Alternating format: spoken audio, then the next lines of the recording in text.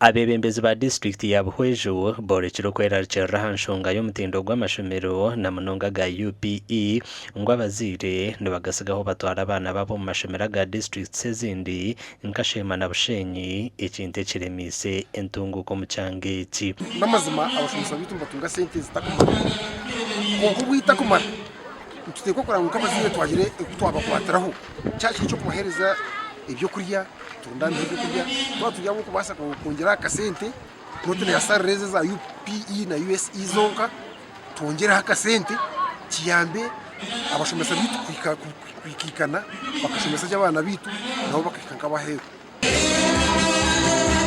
Chairman w'akakiko akarwebembera ishomero rya Nyakitoko Primary School agizire ngunga abantu abashomero mu mashomero ga Buhwejo nibetenga kugaruka inyuma bakebembere huru yo kugaruza kwa mashomero muzina y'aba OBS na ONIS sapeza Primary School computers ibiri na buri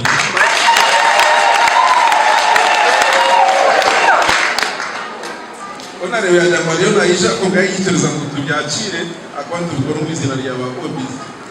iburya ebuke mwana wawe wishukuru wawe wakuta ishomero akweza kushoma naija kwibura ikitwengeze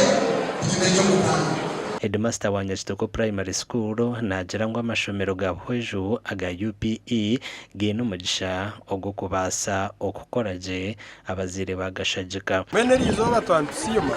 kandi twatwine kitekateko cyo kumbeka dining hall y'abana aho kubabana kubahereze kukanya twatunga n'abarukorara tubinde ko kurira nene twenda gutiyumuse dining hall esente zitwi hamwe rizo nezo gukora dining hall abana bakabona ko kurira